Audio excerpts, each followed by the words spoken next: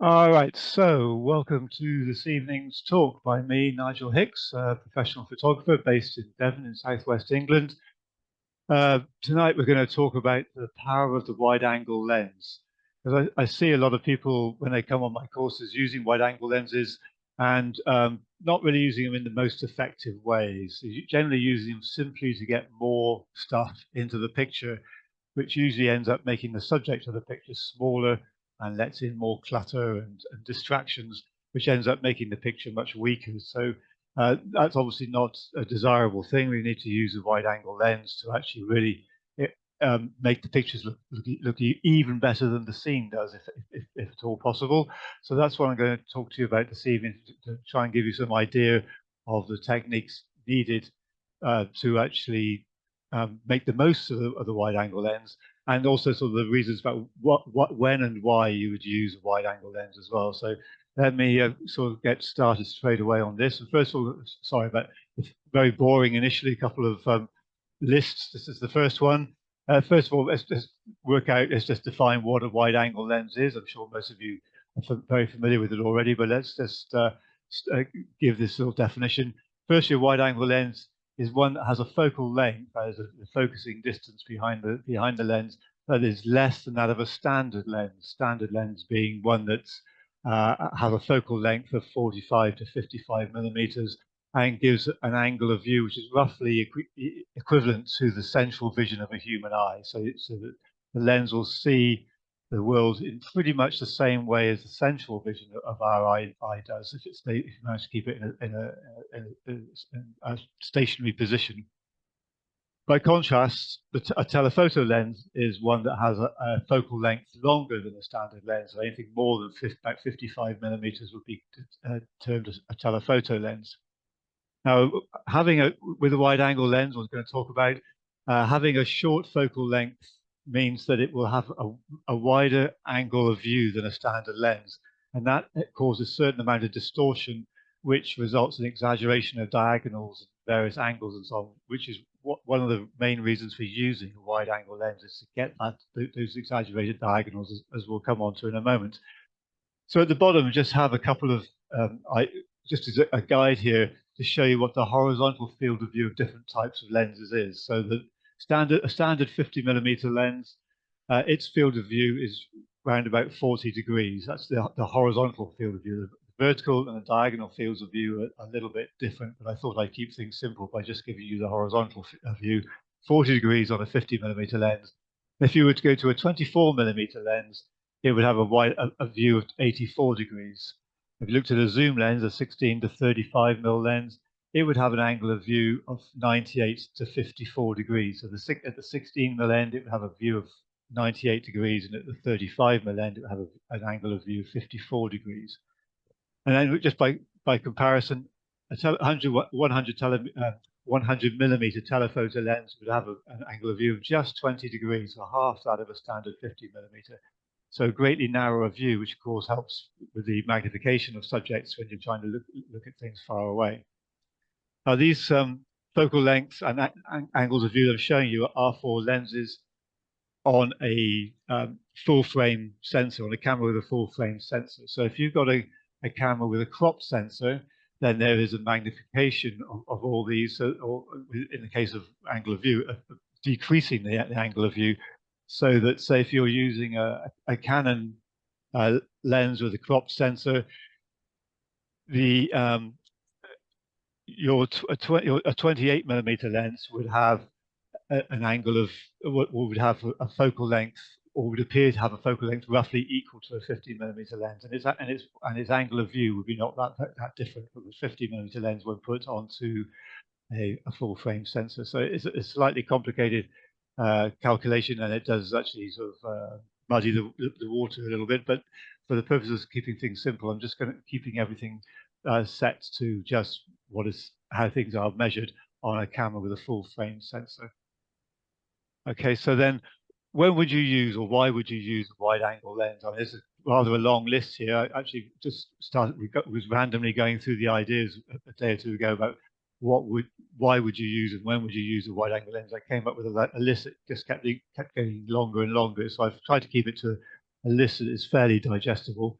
It's not necessarily in any particular order, except perhaps for the first one, which is to actually maximize the depth of field in the image. That is the amount of the image that is sharp and sharply in focus from the point that is nearest to you to the point that is furthest away. Wide-angle lenses tend to naturally have a much bigger depth of field than standard or telephoto lenses.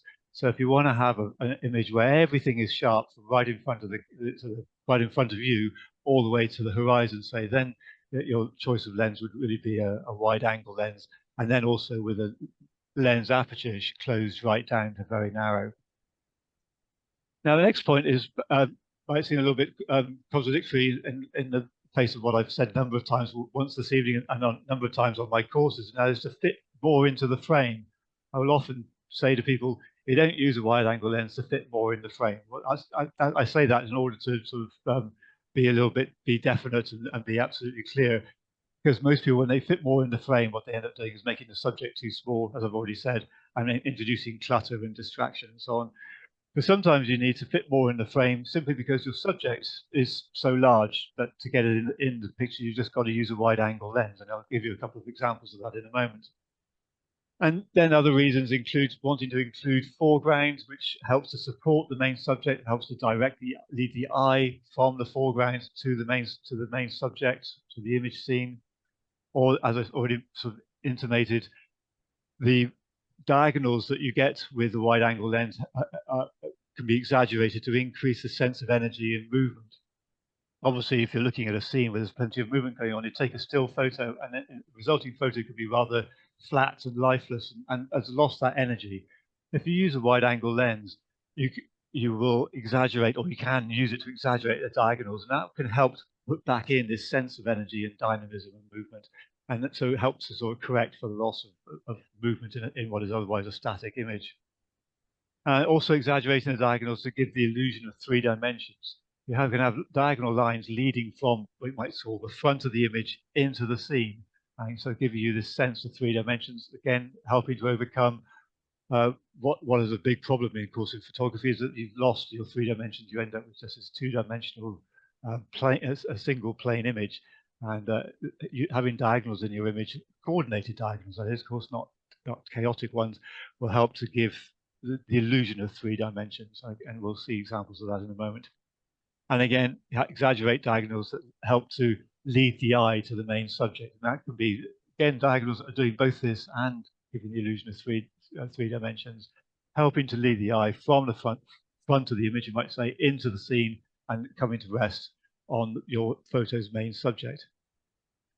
And you can also create just patterns. The actual subject of the picture can be a pattern. If it's got diagonal and triangular lines, zigzags or waves, or just lines going across the picture in diagonal triangular patterns, and that's the wide-angle lens can help to create that or enhance it as well to actually really come up with an image that works well. And then also sometimes in close-up plant photography, if you have a wide-angle lens that has a short minimum focusing distance, that is the closest that a lens will come to a subject, then you can use a fairly wide-angle view, not hugely wide-angle, but moderately wide-angle, to actually show both the plant and its environmental context. And I use that quite a lot with one of my lenses, and it can be quite effective to actually both show the plant and its environment. And then we come to architectural photography.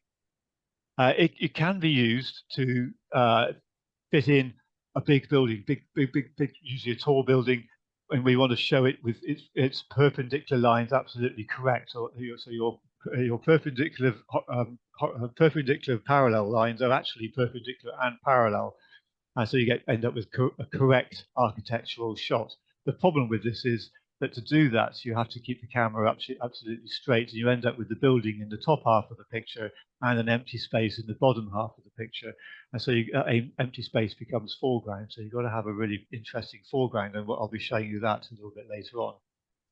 Also, with architectural shots, you can go to the other end of the spectrum and use it to actually exaggerate your converging parallels. So your parallel vertical lines are no longer parallel, they're actually converging. So the building appears to be leaning backwards, but you're creating some strong diagonals with the lines on those buildings.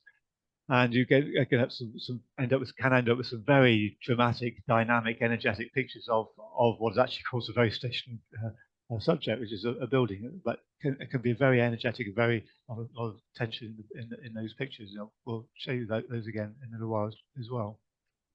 And then with people photography, you can use a wide-angle lens to come in close, and that will give you both a portrait and it will show their context as well, whether that be the environment they're in or their occupation. So some piece of work they're doing or the place they live. So you showing not just that person's face, but also whatever is around them, the thing that they're doing or the place that they are. The downside of that is that you can rather exaggerate angles on their nose or on their jaw and so on, so they can end up looking a little bit sharp face. So if you're trying to do a portrait that is flattering, you probably wouldn't use a wide-angle lens. But for the portrait, a portrait photograph that is has an editorial usage, you want to show people in their context and doing what they do, then a wide-angle lens could work quite well. Again, we'll be showing that shortly as well. Now, obviously, none of these are mutually exclusive. You can have multiple reasons in one image for using a wide-angle lens. Many of these are listed overlap and to some extent reproduce, replicate each other. But these I've sort of teased out some of these different ideas to actually just give you sort of a lineup of some of the reasons you might use. And as I say, in many images you would use several of these images, several of these reasons for actually wanting to use a wide-angle lens to create an image. So anyway, let's move on from these boring lists and have a look at some of the actual photos. Just going to show one trio of images taken from exactly the same spot using 3 different lens focal lengths. So this is a shot, as you can see, taken just before sunset. It's taken with a lens set at 90 millimeters, so it's a short telephoto. And it's a nice image, but there's no dramatic diagonals, there's no big angles, and it's actually not too easy to tell what is the main subject, other than perhaps the setting sun itself. Let me move out a little bit. Now it's on a lens which is set at 40 millimeters, so it's a little bit wide angle, a little bit wider than the standard lens. And you see now that we've got a much bigger field of view, and we're getting a bit of a pattern in the foreground. We're getting diagonals, diagonal here, and then diagonals in the sand as well. And the subject of the picture is starting to be, well, maybe it's the island or maybe it's the sand. Actually, it's a little bit of competition there, but I think it's still a nice combination of subjects to actually put together in this image. And then if we move out a little bit more, we're now on a 20 millimeter lens, 24 millimeter lens, sorry. And now we're really in quite a different image. The island over here is quite distant, and we're really reliant on these diagonals and the pattern, this diagonal here, the pattern in the sand as well, to actually lead us into the scene towards the island. And really setting up this pattern to actually help be part of the subject of the picture as well as the reflection in this very calm expanse of water as well. But all in all, the whole thing is nevertheless leading your eye towards the island and also the setting sun as well, of course. So that gives you an illustration of just how different images can be as you open up the focal length of the lens or shorten the focal length of the lens, standing in exactly the same position in this instance, and really just widening and widening the view to end up with 3 quite different images. Normally what happens with a lot of a lot of this kind of photography is that as you open up the wide angle, you have to move closer to your subject. And I think hopefully you'll get that idea in some of the coming pictures. This next shot is, oh, I've jumped a picture, sorry. I think, no, I haven't. No, I was just going to revisit the image that I started the talk with. And this is kind of one of a favorite of mine, really. It just really shows what the effect of a diagonal, of a wide angle lens, and the strength of the diagonals that they can create. This is taken with a lens set at 19 millimeters, showing glacial ice melting on a beach in the south coast of Iceland. And as you can see, I'm right in front of this block. And since it's a 19 millimeter lens, you know I must be really very, very close to it, just a couple of feet away. And that wide angle lens is creating some strong diagonals. Not only is it making the block of ice quite angular, quite strong and striking in its way, but also we're getting diagonals all over the place, mostly pointing towards the block of ice. I mean, even the horizon is pointing towards the ice, so of course it's not actually diagonals itself. Then we're also getting diagonals in the clouds as well, which are not there or not really visible to the naked eye at least, but they are created and exaggerated by the wide angle lens. So a lot of lines pointing in towards the ice block, and the ice block itself becoming quite an angular subject as well, to actually really become a very dynamic, energy-filled subject. And the other thing you'll notice, of course, although this ice block is very close to the camera and I'm focused on that, all the way to the horizon, it's still sharp and the clouds are very sharp. So we've got an enormous depth of field. I haven't actually recorded here what the lens aperture is, but it's almost certainly f22. So the lens aperture is closed right down, giving me a maximum depth of field all the way to all the way from right in front of me all the way to the horizon. So anyway, the next image then really just sets up another kind of idea. Again, the idea that you can make a subject out of almost nothing, just standing in the middle of a very quiet road, I can assure you, in Patagonia, just using the double yellow lines down the middle as basically as a subject and just leading the eye straight into the scene, and then the diagonal lines on either side as well, on the bank on the left as well, and just using that firstly to give the illusion to 3 dimensions, so just literally leading you into the scene, and also really giving you a very strong dynamic sense. Obviously, it's a completely static scene, but the final image is very dynamic, very much filled with energy, and quite a strong image. And again, a big depth of field right in front of me. It's completely sharp, and right at the horizon, a little bit soft perhaps, but really still pretty good. And of course, this kind of image works very well because the road is absolutely dead straight, and also there's no traffic as well, so you can quite safely do this kind of image. So anyway, onto the subject about using a wide-angle lens simply to get more stuff in. When your subject is really big and is just too big to get into the picture with a standard lens, or you can't move back to fit your subject in. That was the case with this particular shot. This is Pulteney Bridge in Bath.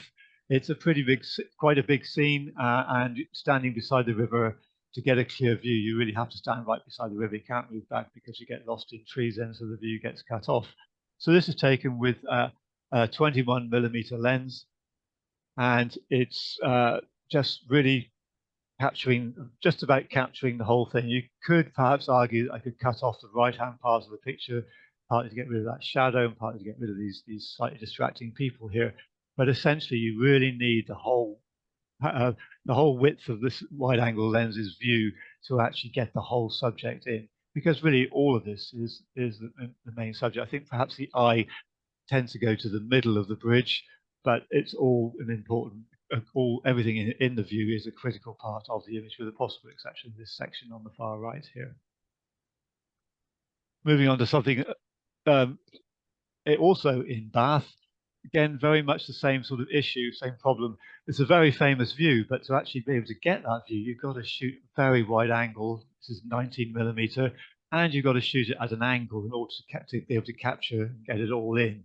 So it's the Roman baths in Bath with Bath Abbey in the background. You see this published all over the place. It's quite a well-known view, but it's not an easy shot to get. Actually, you do need to have a very wide angle lens. I mean, as I say, it's a 19mm lens, but 19mm on a full frame camera. If you're using a camera with a crop sensor, as most of you will be, to get this shot, you would need to have a 10 to 22 or 12 to 24mm lens to actually at its widest point, so at the 10mm or 12mm point, because for a lens at 10 or 12mm on a crop sensor, its angle of view is pretty much the same as my 19mm lenses on the full frame camera. So that's to get this shot, you would need the widest wide angle lens that you can get, more or less. Also, the other point, just a technical point, I've shot it so that everything, the verticals are actually vertical and parallel, so it's all correct. And that actually works quite well because half of the subject is actually down below my level in the basement, being the actual bath itself. All right, so let's move on. And then in the previous 2 shots, I've been using a wide angle lens to get more in for the horizontal view, primarily for the horizontal view, because the subject is so wide. In this shot, I've had to use a fully wide angle lens in order to get more in, because the subject is so big vertically. So we've got a big vertical shot, lots of space out horizontally, but the vertical drop requires a wide angle lens. Obviously, I could also put the camera in a vertical orientation to get the shot, and actually I have, but I wanted to just show you the horizontal version to show you using the wide angle lens for this purpose. And this is Seljalandsfoss in Iceland. And it's a really dramatic scene. Obviously, this empty space here does help to contribute to the atmosphere. For one thing, this is it's a 16mm lens, so a really wide angle lens, and we've got some strong diagonals in the clouds pointing in towards the waterfall, and then a little bit of diagonal really in the land, not much, but then diagonals in the cliff face as well, pointing this way in towards the waterfall. And the waterfall is clearly the subject of the picture, and that's all. Well, obviously the waterfall grabs your attention anyway, but it's strengthened by the diagonals pointing in towards it, and those diagonals also really add the sense of energy and dynamism. And I think the diagonals in the cliff face, to some extent, also help to give the sense of depth and 3 dimensions as well. So. Also, the idea of the fact that a lot of the picture is quite simple, quite empty, so there's no clutter. Everything's very straightforward, and there's no competing elements. 2 people down here, brightly coloured, which may be a slight distraction, but I thought quite nice to have them in there as a way of giving you a sense of scale of just how enormous this waterfall is. An image that I've shown a few times before, but I think I always quite enjoy showing this picture. It's again a very simple image. It's a scene on the Dorset coast at Charmouth, where the cliffs are really not very pretty at all. They're quite a difficult subject to photograph in any quite nice way. But I found that if you go there at low tide and stand right on the margin of the water, you get these and then use a wide angle lens, you get these wonderful diagonal lines and triangles as well. So diagonal line coming up along the water's edge, diagonal along the cliff, along the shore, and along the top of the cliff. When we say along the cliff, along the reflection, of course, in the wet sand. And then this man here, it becomes a little bit of an anchor point for the eye going into the picture and then leading you into the scene. You might argue that he's a little bit small, but actually, if you were any closer, what would happen then is that the picture would become about him. He would become the subject of the picture, which I didn't really want. I want these cliffs and the patterns, the diagonal, to be the subject of the picture, and him to be just a sort of a little anchor to actually lead you, a little foreground anchor to help grab your attention and lead you into the picture. But this is taken with quite a wide angle lens. It looks like it's a big open space, which actually it is, but it looks like I've probably taken it with a fairly ordinary lens, but actually it's taken with a 19mm lens. So it's really quite a wide view. I've got this man is actually much closer to me than he appears to be. And it's taken in the evening sunlight as well. And also with the wide angle lens here, camera's on a tripod. I seem to remember we've got a big depth of field. Everything is sharp right in front of me with these little pebbles and everything all the way to the horizon to Golden Cap, which is the name of this headland here down in the far distance. It's all sharp. So that's the power of a wide angle lens used in conjunction with a very narrow lens aperture. Okay, something now similar to the shot of the road in Patagonia with the yellow line down the middle, but instead we got snow and tracks of a Land Rover or something, just leading off down into the distance. Again, just really a simple idea of, well, we've got the landscape. We have the landscape, but it's the main point of attention for the photographically is these lines of tires pointing into the distance, and then these diagonals giving a real sense of 3 dimensions and depth. And putting energy and dynamism into the picture, coupled with these very stormy clouds scudding overhead. Some people might ask, did I use a neutral density graduated filter to darken the sky here? Actually, no, I didn't. It's simply that the snow is so bright that it's fooled the light meter into underexposing the picture a little bit. So the snow is correctly exposed, and then the clouds as a result are actually rather dark. Okay, so on to another landscape, very famous view, St. Michael's Mount, of course, just before sunset and on a rising tide with a 19mm lens again. And again, the mount is fairly distant. It's photographically, or it's what I would want to photograph. It's kind of the subject of the scene, but photographically, what takes your attention initially is cobbles, or are the cobbles, I should say, on the causeway. And the causeway then leads the eye off into the picture, so we're given the sense of 3 dimensions, leading the eye to the mount in the distance there. And this, with the low light picking out the cobbles, and also the water slowly lapping up over the cobbles as it rises, just giving us, really picking out some details in the causeway. Another point also is that it looks, because I'm using such a wide angle lens, it looks like I'm looking at quite a long stretch of the causeway as it heads out towards the mount. In fact, because of this distorting effect of the wide angle lens, I'm actually only looking at the first few yards. This is actually a very short distance of the causeway, just a few yards into the scene as it then disappears below water. So it's a very short distance, but it looks like a fairly, almost quite a major part of the causeway as it heads out across the water towards the mount. And that's a slightly busy scene, but I wanted to put this one in to really show just something that you might not immediately think of. Down in the harbour in Brixham in South Devon, you have this really feature right in the foreground, the bollard where the mooring lines are tied up. And then you've got this really strong triangle leading into a line that points out towards the boat. So your first attention is led onto the bollard, I would think, and then you point it out towards the boat, and then the boat becomes sort of the subject of the shot. Yeah, you might actually say that the bollard is possibly the subject, but I think actually that's just your initial foreground element, which then leads the eye with the use of this triangle towards the boat, which then becomes the main subject of the picture. So it's a slightly busy shot. You've got this rope leading off to the right, which is a little bit of a distraction, and then you've got this shadow here of a railing, which sort of gets in the way slightly. But overall, I think this area and then the triangle are so strong, I think they take your attention and really focus your attention on firstly that, and then the triangle, and then towards the boat. Again, big depth of field, everything is sharp here, and then all the way to the background as well. And then the next shot, often I talk to people with examples of, if you're going to have a foreground, you've got to have a good fat foreground, something that really helps direct attention into the scene. And we've seen a few of those. We've got the causeway for the mount and that bollard for the mooring lines.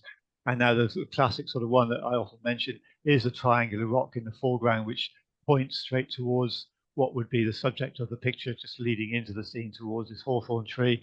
It's not perhaps the ideal triangular rock, but it's nevertheless a good triangle, which makes a very effective foreground and points the way straight towards that tree and towards the landscape in the background.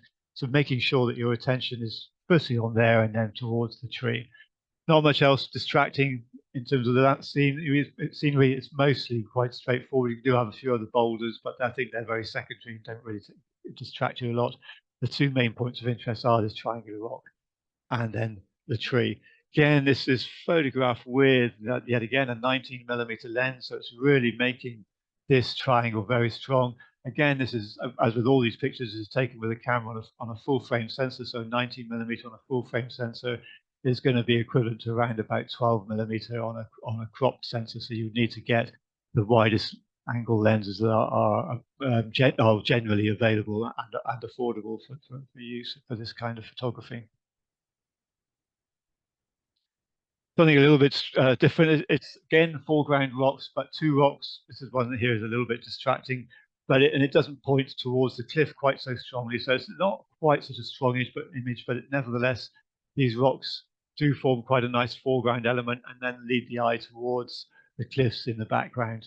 This taken at sunrise in the far west of Cornwall, as you can tell, is with a very long exposure time, so the water is completely blurred out, which helps to simplify the image. A lot of the rocks in the middle distance are lost under the water because of the blur.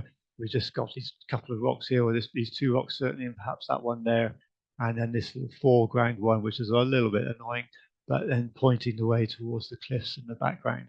Again, I guess, no, it's just a 20mm this time, so not quite so wide. And again, a huge depth of field.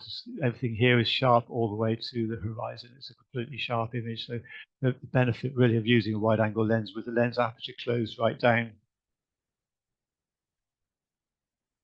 Something a little bit different, but similar kind of idea is having a foreground rock yet again, which takes your attention. It's the sort of the photo hook to get you into the picture, but then the sort of point of the interest really is the landscape behind. This is shot on Dartmoor, and this rock is actually very small. It looks enormous in this picture, but it's actually very small. It's only about 1 foot or so from here to here, so 30 centimeters thereabouts. And I'm actually lying down right on the ground right next to it, just a foot or two in front of it, and using a very wide angle lens again. Of course, it's a 20mm lens with the lens aperture closed right down, so this rock is sharp. Even the ferns are sharp, and then the landscape all the way into the distance is sharp, and nothing else really is competing for primary attention. The eye falls on this rock initially, and then it leads on into the landscape in the background, which is the idea of what I'm trying to show. Generally do this kind of thing because foregrounds in Dartmoor are often pretty scrubby and scruffy and don't really work very well. If you're going to, as I've always often told people, if you're going to have a foreground, it's got to be a good, effective foreground, such as a rock, for example, just really to hook the eye in and then lead you into the picture. It's not really actually leading you into the picture, such as just hooking. It's really just taking your attention, and then the landscape behind it takes over and leads you in. All right, and then something different again, more water. A waterfall is on the north coast of Devon, taken again, well, this is a 24mm lens, so it's not quite so wide as some of the previous shots, but nevertheless, it gives you the idea. The water is actually flowing from the waterfall to me, of course, but the eye is led from the bottom right corner via this rock. It's a little bit small, perhaps, to actually really grab your attention, but it's via this rock and then into the scene to the waterfall in the distance, and you really get this sense of depth, really sense of 3 dimensions, and also good depth of field. Everything, the rocks right in front of me is sharp, and then the waterfall in the background is very sharp as well. So again, using a sort of a narrow lens aperture, slow shutter speed to actually blur the moving water, and then this really strong wide angle view to actually really punch your way through to giving you strong dynamism, helps to give the sense of energy and movement to the water, and then this real sense of 3 dimensions and depth to the scene. All right, there's something that's a little bit more complicated and busier. Again, this is a shot that I've shown a number of times to people, but I think it sort of stands being shown a few times. This is a 25mm lens, so not quite so wide, but still wide enough. It's again just really emphasizing this bunch of beech trees, beech leaves in the foreground, giving yourself a good strong diagonal with them, and then the eye goes onto those, and then it reveals the landscape behind it, obviously a river landscape, and it stays quite sharp all the way through, but your attention is really hooked on this area. This is both the sort of foreground element and the main subject, but because it's wide angle, it's showing you the context of the landscape behind it. So this is sort of impinging a little bit on the technique that I use for some of my close-up photography with plants. So this is not taken as a close-up in a sense. I'm still a couple of feet away from these leaves, but it is coming in quite close and giving this sort of strong angle as a result of using this wide angle lens to give me the strong diagonals. This shot is very much to illustrate the use of the wide angle lens to show plants. There's a sea pink sort of thrift growing on the cliffs on the North Cornish coast, and you really get the sense of the context. This is taken probably with the lens. Well, actually, it says here 25mm. So this is a lens set at 25mm, so it is quite wide. And then so coming in close on the group of flowers rather than the individual flowers, and then showing the context, the environment behind. Note that this time the depth of field is not that great. That's because as you get closer and closer to your subject, so your depth of field gets worse. Even when you've got the lens aperture closed right down to f16 or f22, your depth of field gets small. So that when you're this close to the subject, I'm only about 20 or 30 centimeters away from this group of flowers, it may be even less, then your depth of field becomes really quite small, even at f22. So it's really just a few feet. Yes, the rock here is actually starting to go out already, and down here it's already blurred.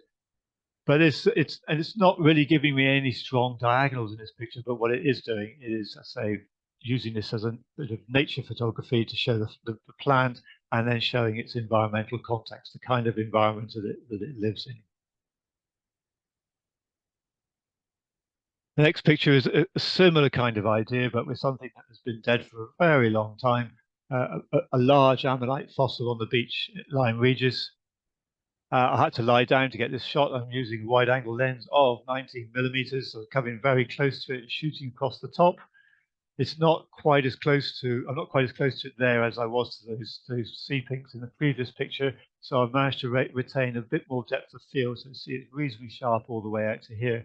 But nevertheless, this is the idea, is that in a sense, we're just getting a foreground element and then leading into the scene behind. But it is very much the case in this instance that the fossil is actually the subject. It's not just a foreground element, which is then supporting a subject that's further into the scene. This is the main subject, indeed the only subject. What's then happening in the background is this is setting the environmental context for this fossil that's right on the beach next to the sea. But it's a wide-angle lens, say 19mm. It's not really setting up any strong diagonals. I think that the fossil itself is a little bit exaggerated, but there's no strong diagonals in the boulders on the beach or something. It's really just setting up a context of foreground subject leading into its environmental context. And then something which is a little bit sort of standing out on its own, really, just a little bit of a travel picture. Sort of thing I might do if I'm photographing a beach. I don't really want to photograph the whole beach because you don't want a big expanse of sand. You photograph just a little fragment of it, something that is really just giving you a really nice element of the scene, and just picking up details of this kite surfing equipment, and then shows the beach behind. So this is again a wide-angle lens, 19mm, and it's really concentrating on this as this foreground element, a little bit of a distraction with this blue one down here, but then leading out on to show you the beach and the sea as its environment in the background. Again, depth of field is pretty big, all the way to the horizon, right from the front all the way to the horizon. So this is the kind of idea that I'm always looking for. Some diagonals building up here with these cloud patterns here, a little bit of diagonal there, not really pointing towards the main subject, but a little bit coming in if you consider this to be the main subject, this area here. But this is the area that's taking your attention and then leading on to show you the context and the environment that this kite surfing equipment is set in. All right, so now I'm going to move on and look at architecture.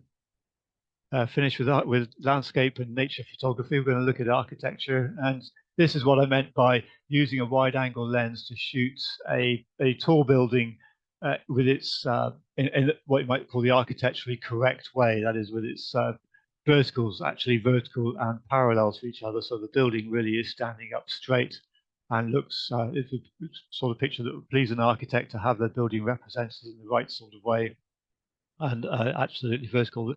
The downside of this is that you end up with a great big foreground. Now, I've helped to reduce that myself by standing on a wall, which is raised a few feet above the plaza here, but nevertheless, it's still getting a big empty space. It's a fairly interesting space, but it's not ideal. It's kind of okayish, but it's a little bit distracting. So you really need to have something which, if you're going to shoot a tall building in this way and end up with a big empty foreground, you really got to have a foreground that has something very, very interesting in it, which I hope the next picture does, which is Hallgrímskirkja, the huge church. It's in the center of Reykjavik in Iceland. Really tall spire, very difficult to photograph with an ordinary wide-angle lens. You end up with an enormous amount of space in the foreground, partially filled with the help of this statue of Leif Erikson, who was the Norwegian Viking who founded the Icelandic community just over 1,000 years ago.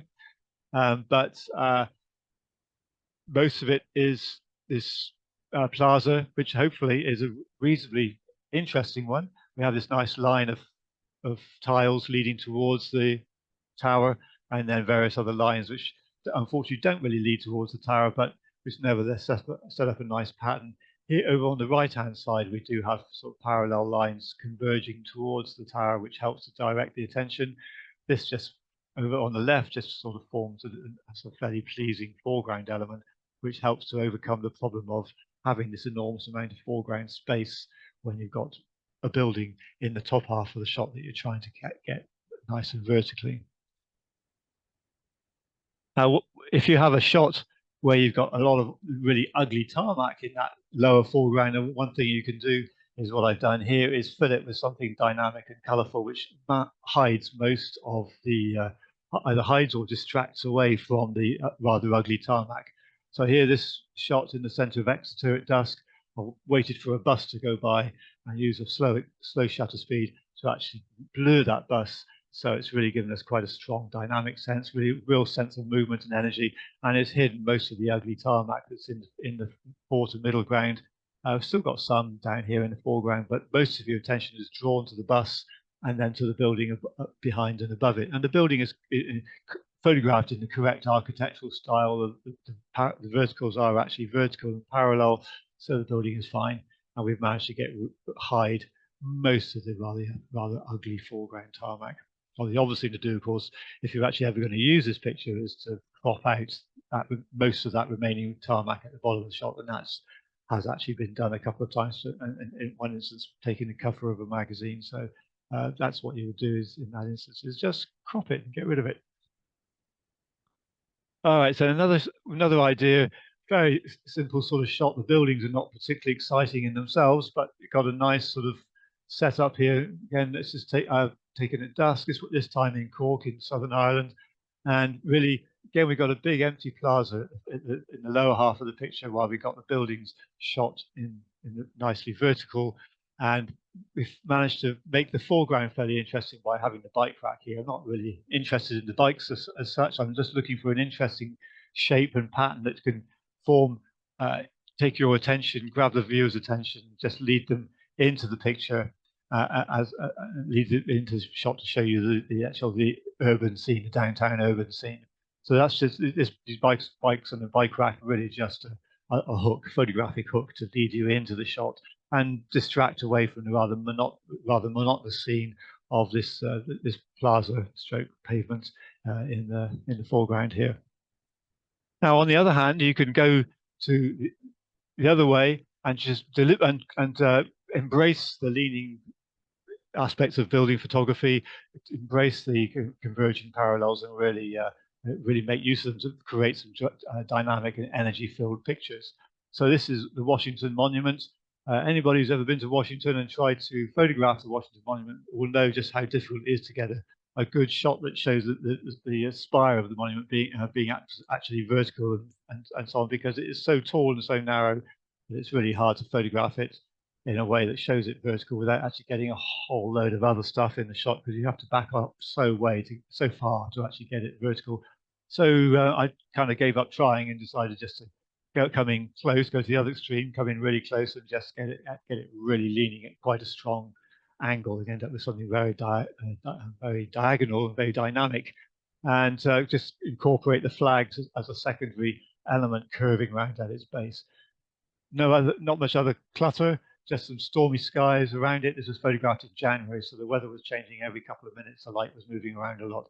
But I just used a wide angle lens. What are we on? 19 millimeters again. So just really using making the most of it, of my really wide angle lens, to really create this very dynamic and energetic scene, surrounded by some very dynamic, very heavily leaning flags. And if you do use the same sort of thing on all sorts of buildings, you can even make a multi-story car park look good. This one again in Exeter, just coming in really close to the base of the building and pointing the camera up and using a wide angle lens, again 19 millimeters, just really embracing the leaning walls and embracing the converging parallels and making a virtue of them to create a creative image with converging parallels and just lean and embrace the idea that the building is leaning backwards. Not something I would show to the architect, but certainly something that I would use for creative architectural photography and for travel photography as well. Although one generally doesn't show car parks in travel photography, you might show this kind of thing. which is actually the Met Office in Exeter, taken from a very low angle again with a wide angle lens. It's actually a 32mm lens, so it's not as wide as some of these other shots, but taken from a very low angle, looking straight up to the side of the building at dusk and ending up with a very strong dart-like shape on the roof of the building. The angle on this building is actually, it's not 90 degrees. It is quite dart-like, but I've managed to exaggerate it using a wide-angle lens. And of course, wide-angle lens, camera on a tripod being at dusk, and I've used a narrow lens aperture. Sorry, so I've got a big depth of field, so the building is sharp all the way from the bottom here, all the way up to the roof at the top there. So a very dynamic, dramatic image with lots of energy included. Now we move back to Reykjavik again. I look at an interior. A lot of interior photography is done with a wide-angle lens for reasons of actually trying to get more in, but also you can use it for actually very much for enhancing the sense of depth and dynamism, and really putting together some seriously interesting shapes. With this particular shot, especially, this is inside the Harper Concert Hall in central Reykjavik, looking from the floor up to the ceiling. And so this is one wall on the left here, and another wall on the right, and this is the corner of the building. Then this is actually, this triangle up here is the ceiling of the building. So you've got all sorts of incredible shapes going on all over the place, but with a wide angle lens, really exaggerating and accentuating those diagonals to give us a very strong picture, including with these shapes that are actually in the wall of the building. So this was shot with a 16mm lens, so there's a very wide angle view I've got there to really make these lines very strong. And again, the camera is on a tripod, the lens aperture is closed right down, so we've got a big depth of field all the way from the foreground windows here all the way to the ceiling in the distance. And that's quite an important feature of a lot, as well as you'll have seen, quite an important feature of a lot of wide angle photography. Now we're going to move on to people next, to the final section of the talk. This is an image I took a long time ago. It's in Taipei, in Taiwan. It shows a Chinese herbalist measuring out his medicines, and to actually show him and his work in context, I use a wide-angle lens. It's sort of a 17 or 18mm lens, I seem to remember, and just using this diagonal here in the background wall behind him to actually show the shop, and then also to show some of his paraphernalia in the foreground as well. Is the abacus? They were still using abacuses then. I don't know if they still are. And then also all the various prescriptions he's got laid out as he's weighing them up. A bit of deliberate blur there. I've used a bit of fill-in flash to help compensate for, not so much for low light levels, but for poor light quality. The lighting is the ambient light is a rather green fluorescent lighting, and I've used a fill-in flash gun to actually put good color lighting into him and use a slow shutter speed in order to actually give us a sense of movement and energy with some deliberate blurring in his hand and in the weighing scales as well. So this is sort of the idea of how to use a wide angle lens to get portraits and show the work that they do in the context that they are in.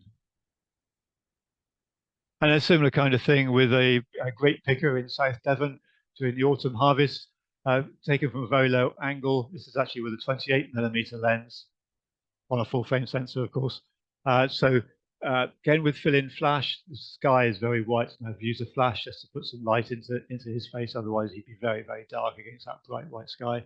And it's really giving me, I think, it's a very strong dynamic image. What you might see as a result of using a wide-angle lens for portrait is his hands are, because his hands are much closer to the camera than his face, our hands are, relatively speaking, much bigger than his face, which has a little bit of a distortion, which might be a little distracting for some people, but in this instance, it actually really shows the work he's doing and the context that we're in. I hear something coming really very close, which most people might find a little bit weird, but I actually love this picture because it is so interesting. Using a wide angle lens and coming in really, really close to the action to show what this particular zoologist is doing. This is taken in the Philippines, and Joey here, he's got his 2-year-old crocodile, which has been reared in captivity and is about to be released into the wild. and he's actually trying to work out what sex it is. I think I might have shown you this picture before or something similar. And there's only one way to work out what sex a crocodile is, and it's quite difficult. And this is what he's in the middle of doing, because obviously, if you're going to release captively bred crocodiles into the wild, you want to make sure you've got a mixture of males and females. You don't want all females or all males. So that was an important step before they got released.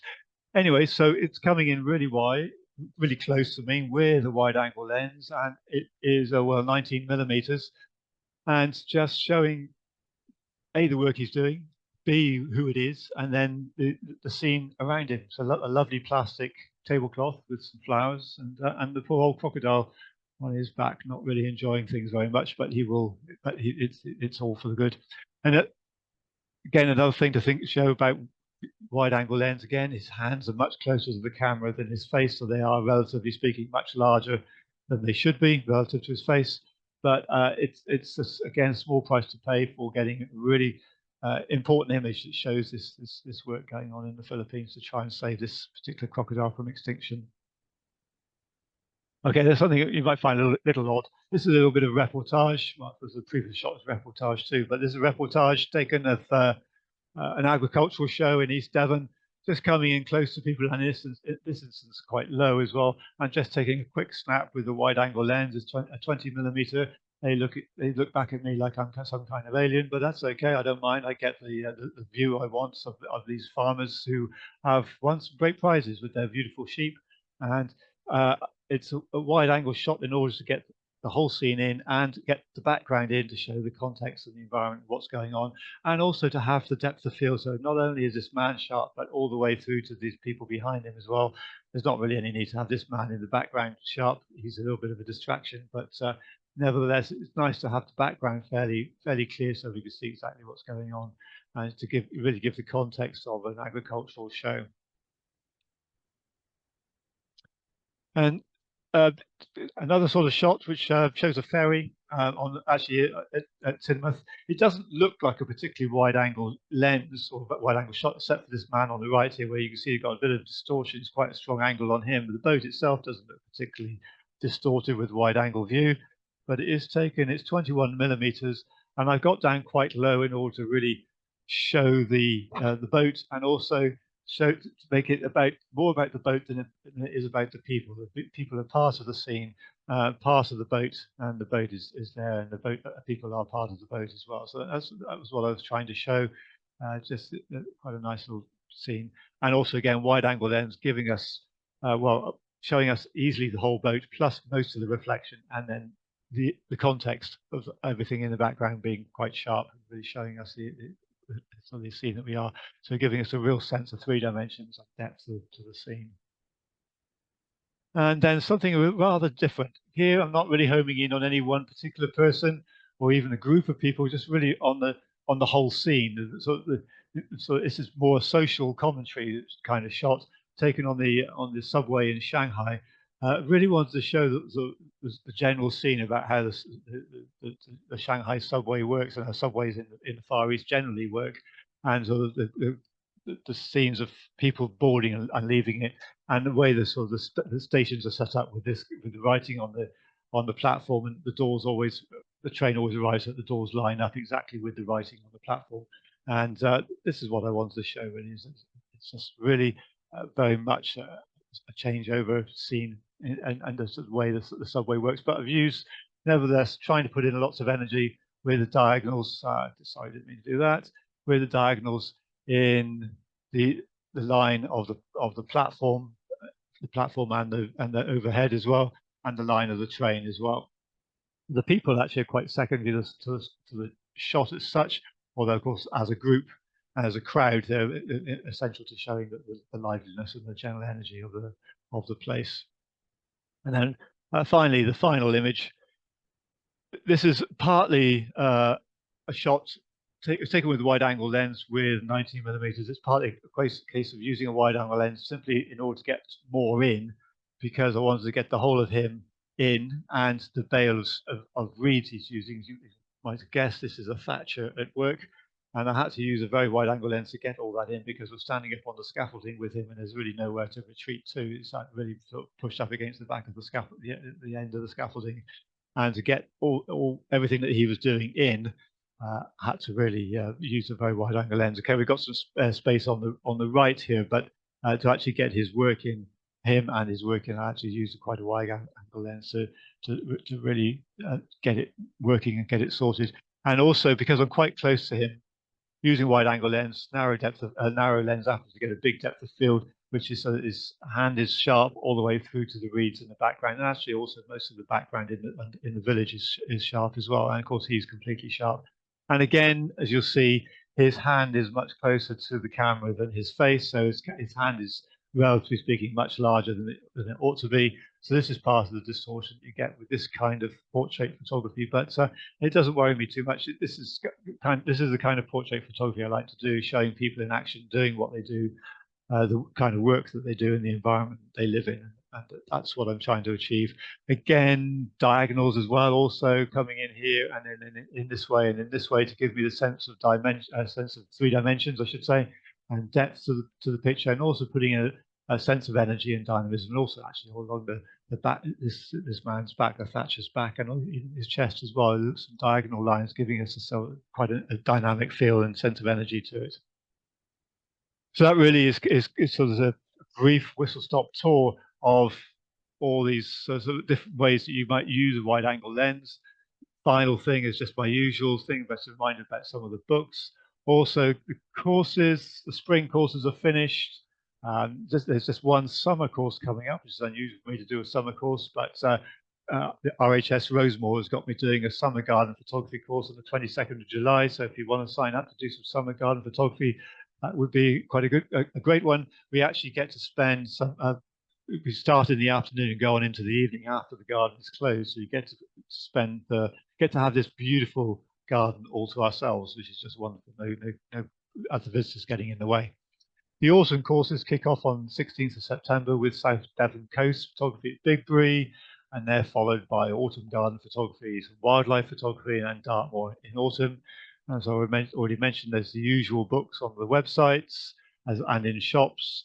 There's 2 of my older Philippines books, which are coming up for new editions. We're just working on revising them at the moment.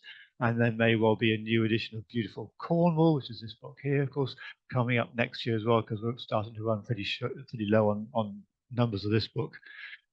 Just a reminder that on the website, they also buy canvas and acrylic prints of some of my work. I'm going to be putting new ones on there soon. Going to sort of update and revise that section fairly soon. And finally, the next online talk is on the 20th of September, again on Wednesday, 8 p.m. I do have it down at the moment as night sky photography, but I'm still not really very happy with the photography I'm managing to do. I'm not getting the time to do much, so I may well have to change that subject again. And I shall let you know soon. Perhaps we'll do it, the power of telephoto lenses. So actually, perhaps we'll do that. But if you have any pet subjects you'd like to cover in September, then let me know. But at the moment, unless I get to do a lot more night sky photography in the next few weeks, I'm probably going to have to change it from the current listing of night sky photography to something else, but I shall let you know. And so with that, I will stop sharing my screen. And if you want to ask any questions, then please do. I'd love you to do so. Obviously, you can, to ask a question, you have to turn your microphone on. If you want to turn your camera on as well, you can, but remember, if you do, you'll be visible in the recording that will go onto YouTube in the next few days, in the next week or so. So it's entirely up to you whether you want to be visible or not. Okay, so that's me. Anybody want to ask any questions? Bit of a whistle-stop tour of the wide-angle lens, I know, but hopefully it made sense.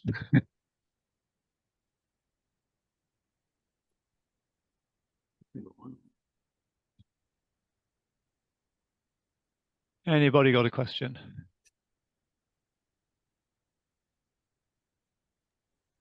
Nigel, it's Mark. Hi, Mark. Your f-stops, okay? You said 22 a lot of times, okay? Yeah. Is that deliberate? Is there a sweet spot? Is it lens independent? We may have been down this road before as a question, but what's your thoughts? Yeah, that's true. I know f16 or f22 for a camera that's using a full frame sensor and is using good quality lenses, top quality lenses. If you're using a crop sensor, you can crop the smaller cameras with smaller sensors will naturally have a bigger depth of field as well than cameras with a full frame sensor. So you don't need to go all the way to f22 and f16, which is probably advisable if you're using also cheaper lenses as well. So maybe f11, f13 may be good for some cameras, some cameras with small sensors, and perhaps also with some cheaper lenses too. But I think the rule really is experiment with your own kit and see what you can achieve with it. Just do some tests to see what works.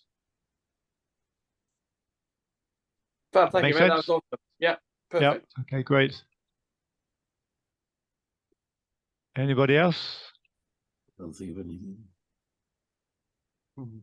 Hi, David. Are you talking? David Dyer, are you talking? I can't hear you. I was probably just breathing. That's always good. Yeah. Sigh of relief.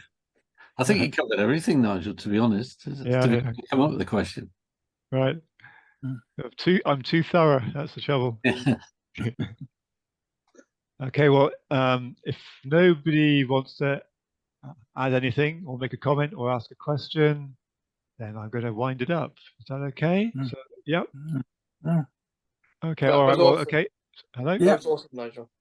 Yeah, very good. Interesting. Thank you. Good. All right. Well, thanks, and hope to see you on a workshop in the autumn, or indeed, or perhaps in the summer, and also I'll try. and also on the next talks as well. So yeah, we'll stay in touch, and I'll let you know how it's all going to go.